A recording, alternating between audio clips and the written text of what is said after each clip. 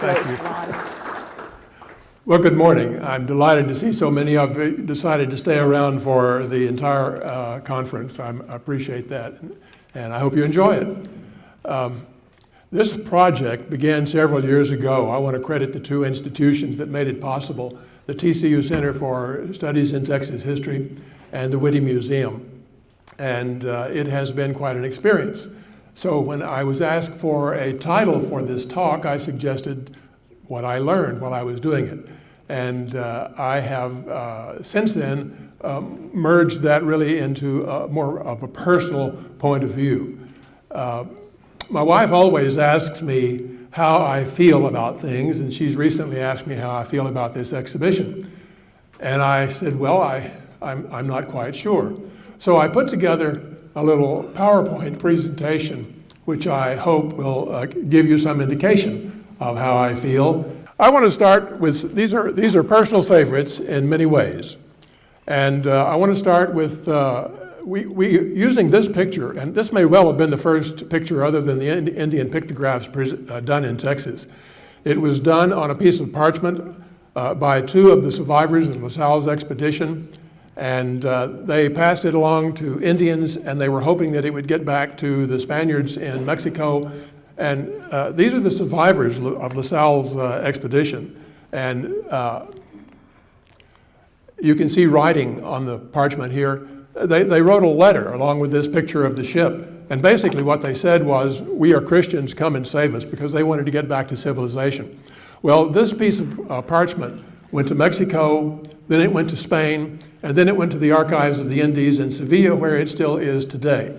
And it dates from 1688. So we could have actually called this 331 years of Texas art if we had wanted to, but I knew they wouldn't loan that. They won't even show it to you when they go to the archives. They'll show you a Xerox copy of it or a color reproduction of it.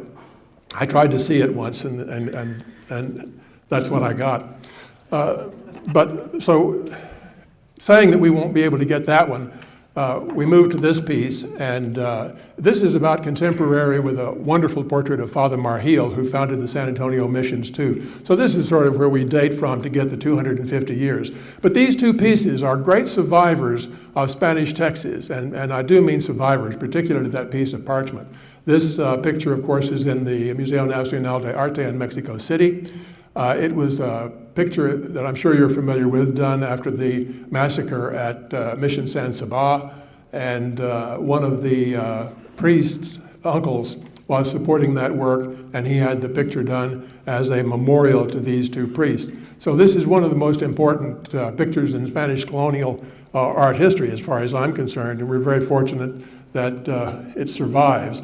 Unfortunately, we won't have it for the exhibition because the San Antonio Art Museum only last year had it in San Antonio for an exhibition, and the museum in Mexico, of course, didn't feel like leaving the picture in San Antonio for that long. I think they were afraid they might not get it back.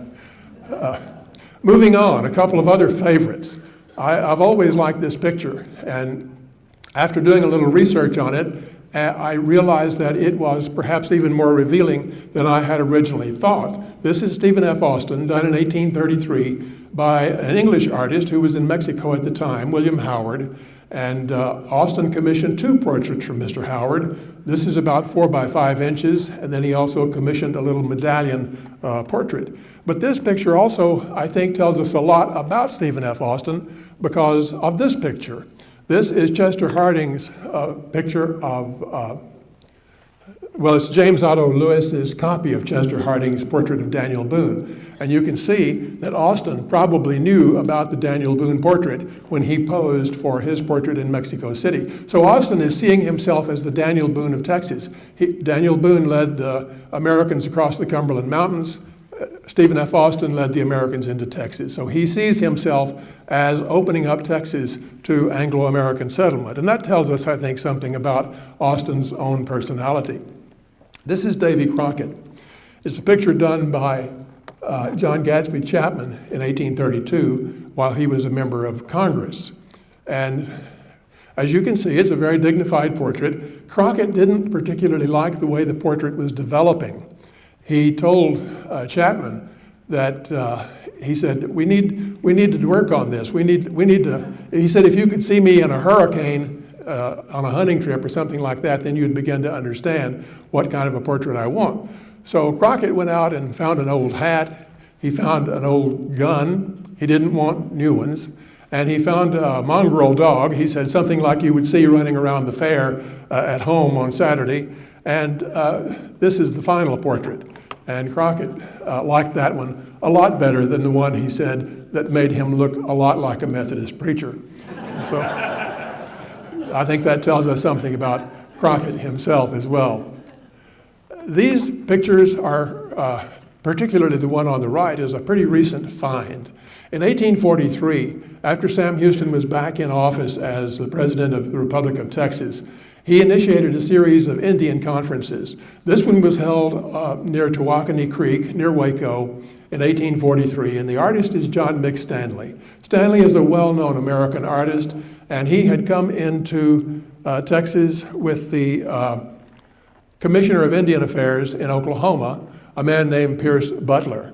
And this picture, I think, was done for Mr. Butler, and it remained in his family for years, only recently coming out of the family and being sold to the Stark Museum of Art in Orange, Texas.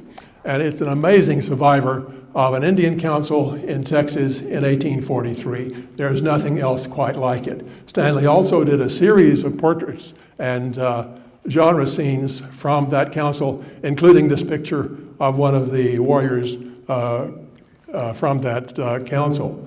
So these are images that have rarely been associated with Texas. This is another puzzle, and I don't know if I'll ever resolve this one or not. This picture was done, well, at least it's signed in the lower right-hand corner by Charles Hooton. Now, Mr. Hooton was a fairly well-known English writer who immigrated to Texas with another group of Englishmen in 1841. He landed in Galveston, and he instantly took a dislike to it. He only lasted about 5 or 6 months. Then he went to New Orleans, then to New York, then to Toronto, and finally back to England, where he wrote a book about his experience in Texas called San Luis Isle. And he didn't like it at all. He figured that his book would be a counterpoint to all of the immigrant stories about Texas that were being written at the time to lure people like him to come to Texas. So he was trying to keep people from making the same mistake that he did. He included a number of lithographs in his book. He said he put them there because so people would know that what he was saying was true. And he was a trained artist. I've not been able to find oil paintings by him, though he might have done them, but he did a number of drawings, and he certainly did these lithographs of Galveston that are in his book. This one is a view of Galveston from the Gulf shore. So here's Mr. Hooton sitting there. You can see Galveston, you can see the masts of ships that are in Galveston Bay. Now, this painting, of course, is pretty much a copy of that lithograph. So did Hooton do the painting before he did the lithograph or vice versa? I don't know. The provenance on the painting, and this is all we know, it was given to the museum, to Rosenberg Library in Galveston in the 1920s by Mrs. Van Alstyne. She was the daughter of A.P. Lubbock, who owned one of the wharves in Galveston, not Lubbock, but Lufkin. And the Lufkin, Texas, of course, is named for him. She said her father commissioned the painting. Now, Lufkin came to Galveston in about 1845, so he would have missed Hooton in Galveston. He traveled widely, though, because he was a sailor, so it's possible that he would have met Hooton in one of the other ports, or perhaps even in England if he had been in England.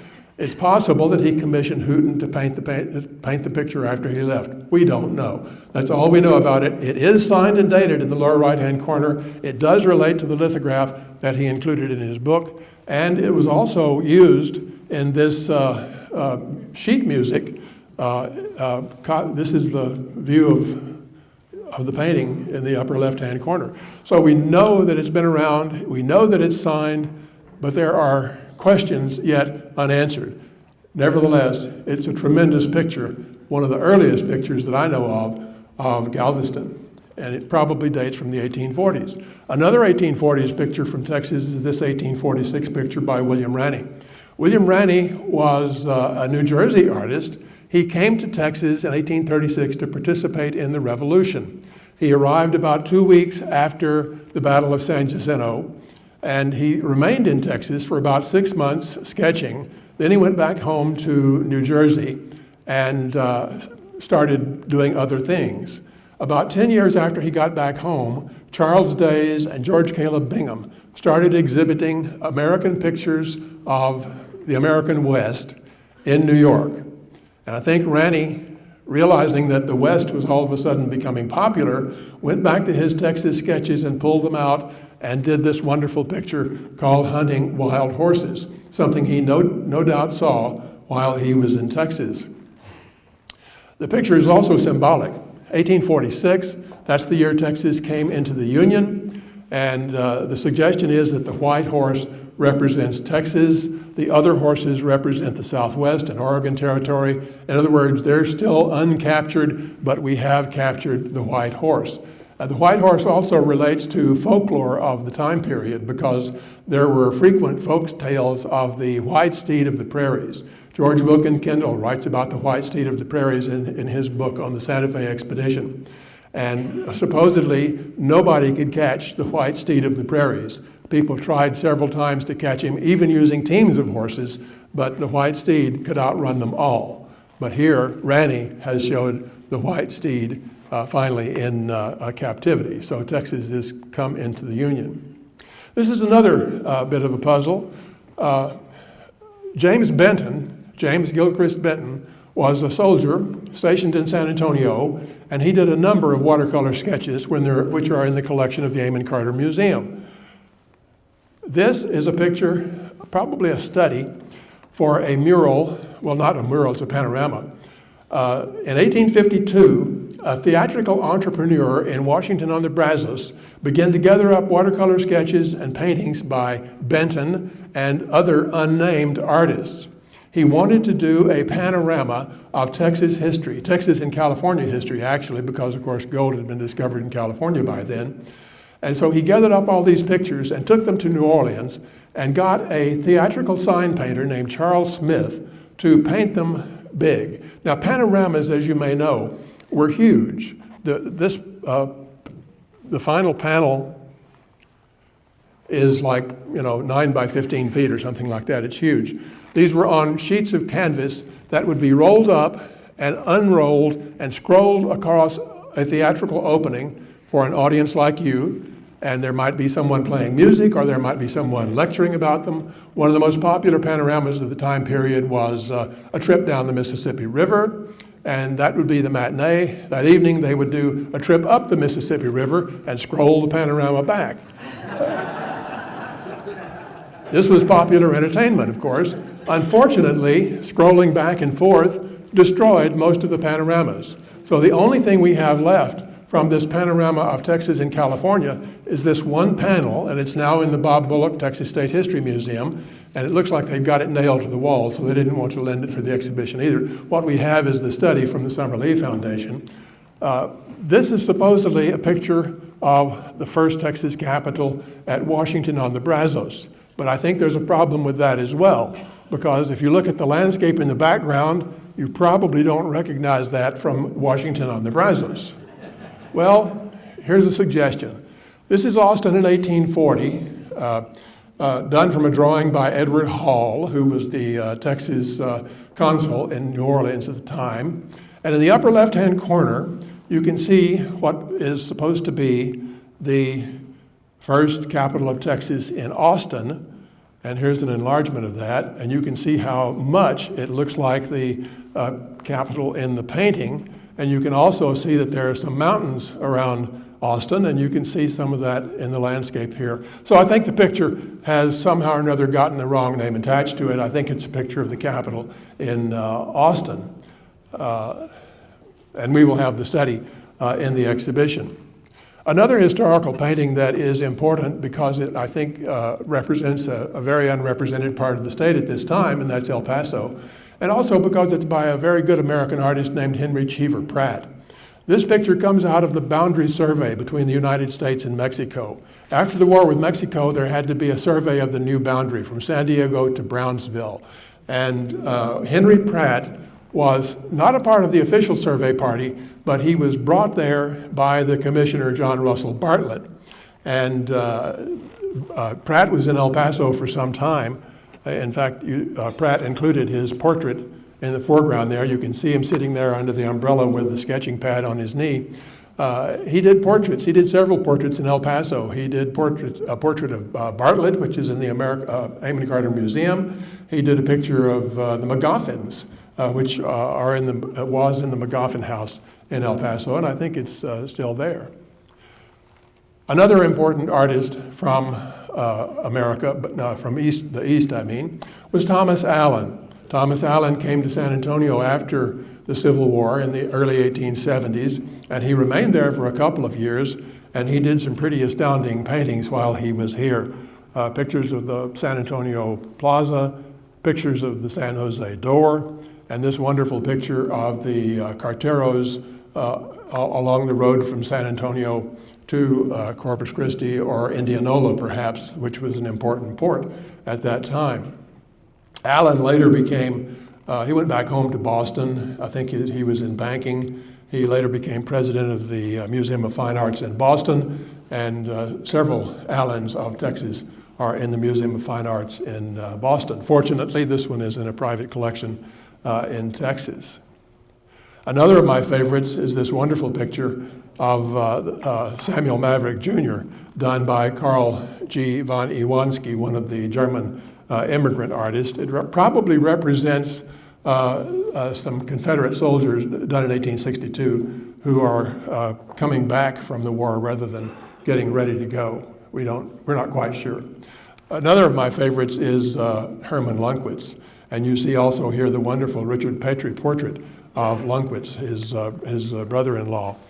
The scene on the Guadalupe on the left and the scene of Enchanted Rock on the right. Lundqvist is the artist who brought German Romantic painting to Texas. And of course, he did this at a time when landscape painting was the most important form of art in the United States, with artists like Albert Bierstadt, Thomas Moran, Worthington Whitridge, John Kensey, and so forth. Julius Stockleth was an important painter in Galveston, another German immigrant. He is best known for his ship paintings, and this Charles Clark is a very good example of that. But he also did this wonderful picture of the Capitol in 1888, immediately after it was completed. And it's an amazing picture because it shows how totally dominant the Capitol was on the Austin landscape at that time. And when you go down 35 today, you have a hard time seeing the Capitol, of course. There are a couple of important Frederick Remington paintings that relate to Texas. They probably came from a meeting in 1896 between John S. Ford, who was a former Texas Ranger, and a doctor and a newspaper editor. Rip Ford did a little of everything in Texas. He was a doctor during the war with Mexico, and they said that all he could do was to go up to a body and write RIP on it, so he became known as Rip Ford. Well, in 1896, when Remington was on his way to Mexico, he paused in San Antonio and had a visit with Ford. And he said that Ford told stories that would make your eyes pop out on your vest. And I think some of the paintings that Remington did later resulted from those Ford stories. This one is the drawing of the black beans in the Mier expedition, the group of Texans who had invaded Mexico in 1842. It was an illegal invasion. Sam Houston, the president, refused to endorse it. They were captured, and they escaped, and they were recaptured. And because they escaped, Santa Anna declared that they should be decimated. 1 out of 10 were to be killed, so they had to draw black beans to decide who would face the firing squad. And indeed, they did face the firing squad. The one on the right probably comes from the Battle of Adobe Walls, when the buffalo hunters. Billy Dixon supposedly fired the great shot that picked off one of the Indians at such a long range, and they pulled back because they had never seen such accuracy or such long-range rifles. So that's the episode of the buffalo gun on the right. Of course, they're contemporary with Frank Ray, and that's something that I want to emphasize. Frank Ray was painting in Texas at the same time Charles Russell was in Montana, and Frederick Remington was painting in the East and making his trips out west. He's absolutely contemporary and should be seen, I think, ranked with Russell and Remington. And Ray did something that neither of them did, and that is he actually rode with some of the trail drives and went to some of the roundups. Now, Russell did that, of course, because he was a cowboy and participated in the roundups, but Remington wasn't. But Ray was there, in other words, and he painted a very different picture from what Remington and Russell did. He thought the Longhorns were beautiful, and he painted pictures that showed that, rather than shoot-em-ups. He didn't paint cowboys with guns on their hips like Remington and Russell did. As a result, of course, for many reasons, I think his pictures proved not to be as popular, but I think they probably are a more accurate view of the cowboys and ranching in Texas at that time. Ray, of course, had tremendous influence in Dallas. Robert Onderdonk had a similar influence in San Antonio and was an equally good painter. This jewel of a picture, the San Antonio River, and they're both small pictures, and the still life of the grapes, two wonderful pictures by Robert Onderdonk. One of Onderdonk's students was Samuel Thomas, Seymour Thomas. I keep getting his name mixed up with another artist. But Seymour Thomas was a young man born in St. Augustine, and when he was 16 years old, he came to San Antonio to study with Robert Onderdonk.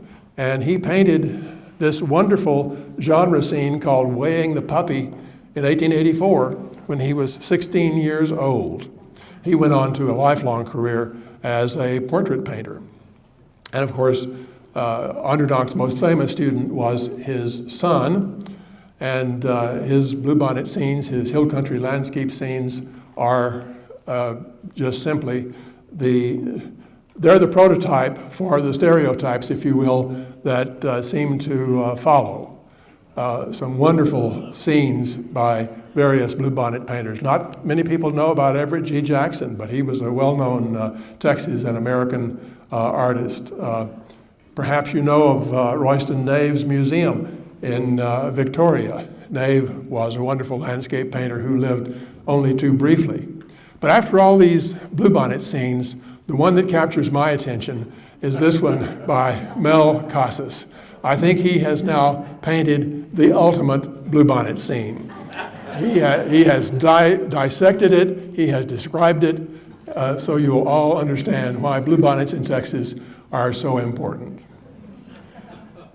Now, as those Bluebonnet scenes were emerging, of course, up in the Panhandle, a young Georgia O'Keeffe was teaching at Amarillo High School and at West Texas State. And she was smitten by the Panhandle and by the light, and particularly by Paladuro Canyon, and did this wonderful picture of Paladuro Canyon, which is in the Panhandle Plains Museum collection. She also did this picture of Paladuro Canyon, which was for years in the Museum of New Mexico collection, but it was stolen several years ago, and so far as I know, it has not been recovered. I found out that it had not been recovered before I sent my loan form to the Museum of New Mexico. That would have been a little embarrassing. But Paladuro Canyon attracted many artists, and this is a wonderful painting in the Eiteljorg Museum in Indianapolis by Victor Higgins, whom, as you probably know, later married Marion Kugler McNay. Of course, while they're painting Paladuro Canyon, urbanism in Texas is also attracting the attention of other artists. Murray Bewley was a Fort Worth artist who did this 1915 painting of downtown Fort Worth.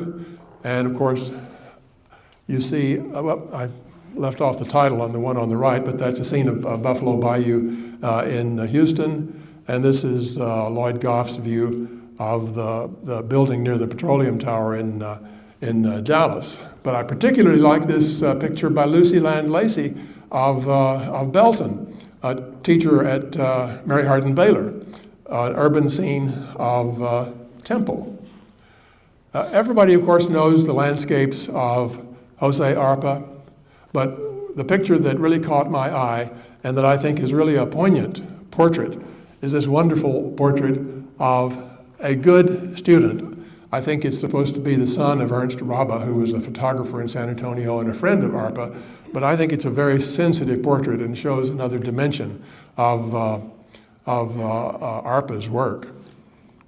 One of my favorites is this view of El Paso, and it's almost 20 feet wide, and so it's a real panorama of El Paso done by Audley Dean Nichols, and you can see Nichols in the upper right-hand corner there. He's in Arizona, of course, in that landscape portrait. I found another picture of Nichols in, I think, in Texas, in the Davis Mountains, but I couldn't get a reproducible view of it.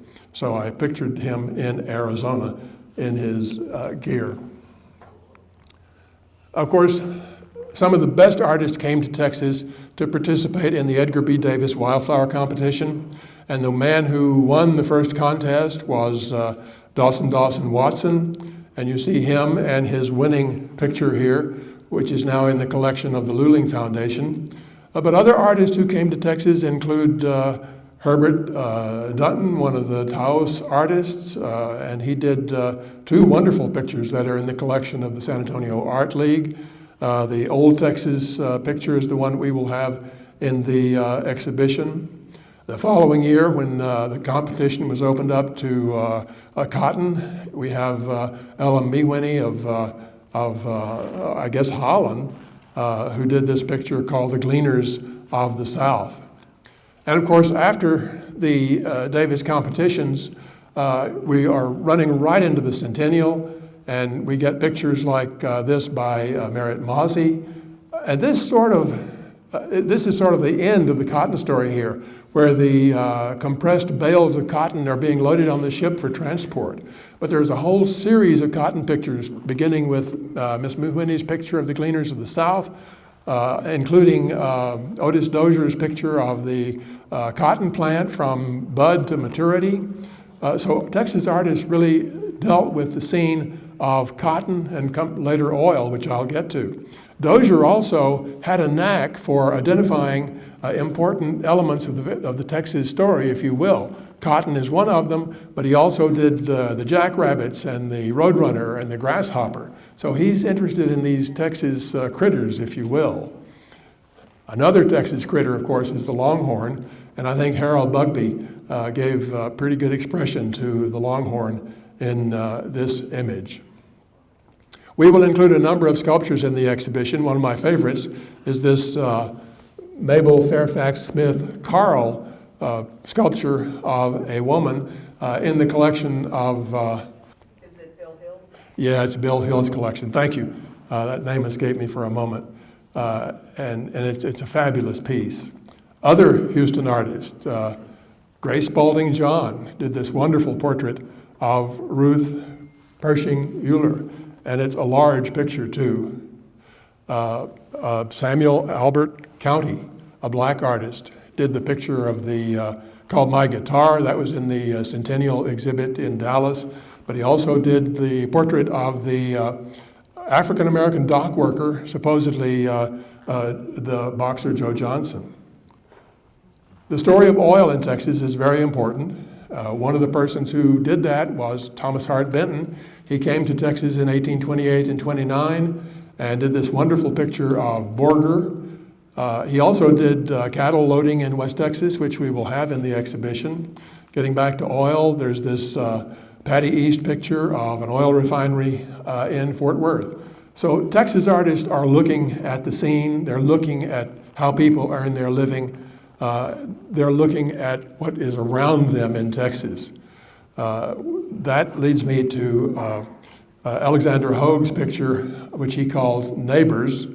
And to me, this is one of the strongest images in the exhibition. It's a great idea, i.e. neighbors. This is sort of the Texas side of the American regionalism that was going on at the time. I think you can put this picture beside Grant Wood's pictures in Iowa very easily. Olin Travis, a worker, Jerry Bywater's famous picture of the oil field girls, Hoag's picture, he did several pictures of the drought, Dozier, the annual move, Spellman's picture of the signs, which you've already seen. One of the artists that we haven't mentioned, though, who is getting stronger every day as far as my eye is concerned, is Everett Spruce. And I think the Amon Carter Museum is working on a Spruce exhibition, which I certainly look forward to. And then the work of Houston artist, William J. Holston. And to me, this sort of represents Depression era rural Texas. Looking at the artists of the Fort Worth Circle, Brewer Utter, of course, is probably best known for his what might be called pharmaceutical cabinet pictures, but the one that really caught my eye was this one. I guess it can be called simply The Mannequin, and I'm not sure it has a formal title. Kelly Fearing is a very interesting artist, and I particularly like this little work. I think it's probably because Paula and I are cat people, and that cat down there looks a lot like the one we have now, at least as far as its attitude is concerned. Fearing, of course, verged on surrealism, as did many of the Fort Worth artists, and I think if you keep that in mind, then you can begin to see Buck Shewitz as a surrealist artist in this picture of the Fulton House down at Rockport. Of course, sort of ending the Depression, if you will, were the WPA and PWA murals. This is one of the strongest. It's in the Knoll Museum in Odessa from the Odessa Post Office. It's a mural called Stampede by Tom Lee. And continuing the cowboy theme is the Fort Worth sculptor, Charles Wilson, and this is called simply Cowboy. And I've been delighted by this piece ever since I first became aware of it. One of the strongest artists to me, and he worked in a fairly small format, is Forrest Bess. Each one of these pieces is wonderful in its own right, and I have grown to like his work more as the exhibition passed. Ralph White of Austin, the view of the road between San Antonio and Austin. There are so many artists in Texas. I hope you get the idea that I'm kind of overwhelmed with the variety. And one, again, that stood out to me is Frank Fried from Houston. And I had a hard time deciding which one to pick, and I finally settled on this one because I think it's representative of the lonely man, if you will, of the 1960s. And he did other humorous pictures of the Houston Art Society primarily. Another artist that really caught my attention is the temple artist Ben Culwell, and this is called Gate. And there's no date on it because I think Culwell had a habit of keeping his pictures over a long period of time and continuing to work on them. And I think that's the case with this picture. I think he worked on it for a number of years, and it comes out of the Culwell estate, of course. One of the discoveries of the exhibition is this John Biggers mural, which is currently on view at the college in Mount Pleasant. But it came out of Morris County. The principal of the Black High School in Morris County apparently did his dissertation, his master's thesis on the history of Morris County, history of education in Morris County. And so he approached Biggers with the idea of Biggers doing a mural to represent the history of education in Morris County, which Biggers did.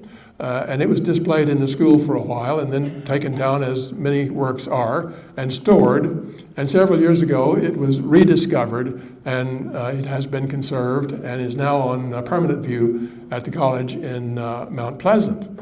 But they have consented to loan it for our exhibition. And of course, the sculptures in Texas are very important as far as this exhibition is concerned. This is Progress 2 by Luis Jimenez. Progress 1 is Indian killing a buffalo. This one is, of course, Jimenez's view of the famous End of the Trail sculpture that's at the Museum of Fine Arts in Boston. And McManaway's work, this is Jomo board.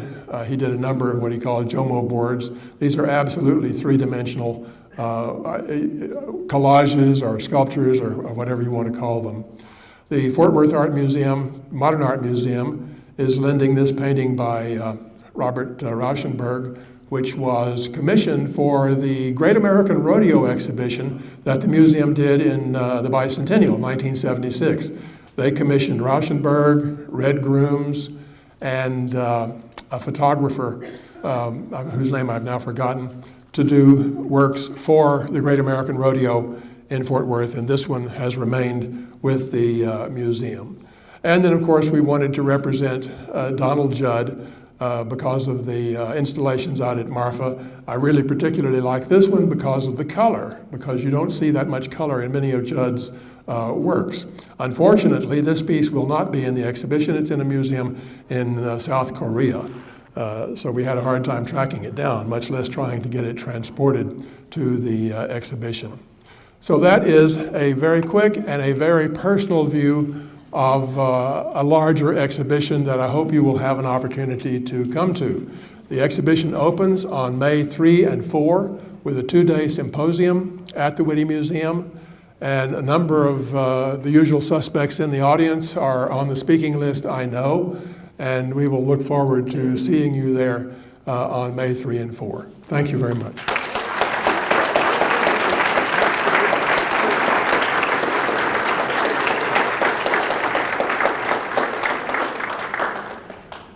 Yes. I'm just curious how long the show will be up. I believe it'll be up through August. Yes.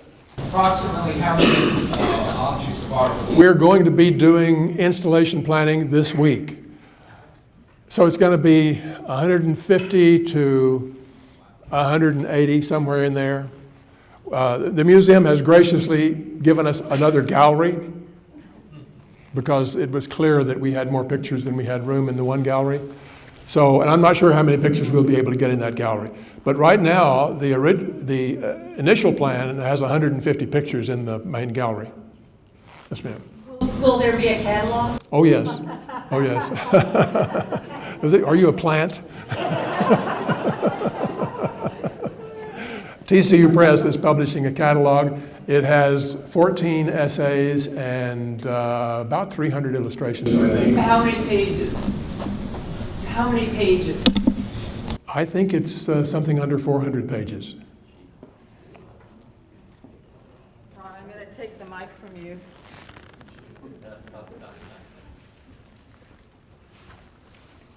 I think almost everyone in the audience understands that what this man has overseen over the last several years to gather this exhibition and refine it and fine-tune it and corral it and coordinate it and envision it and persevere.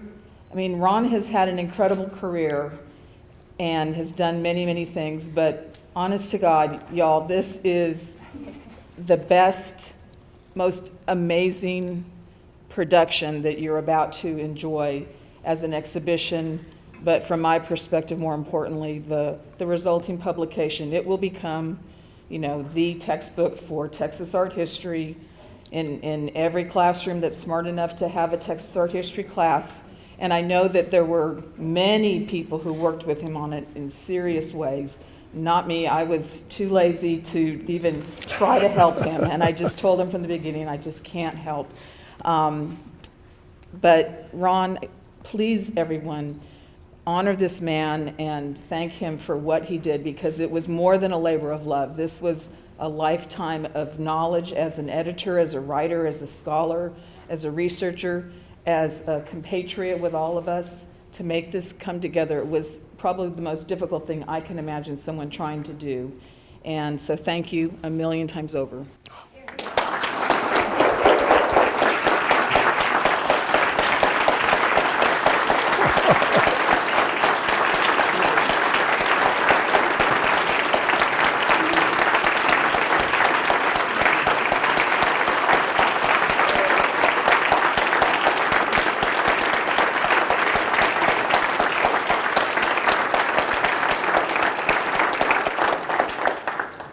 You may want to see the show first. I know I didn't get everybody's favorite in there. Well, thank you. That's overwhelming. Bonnie, I appreciate that. Thank you very much.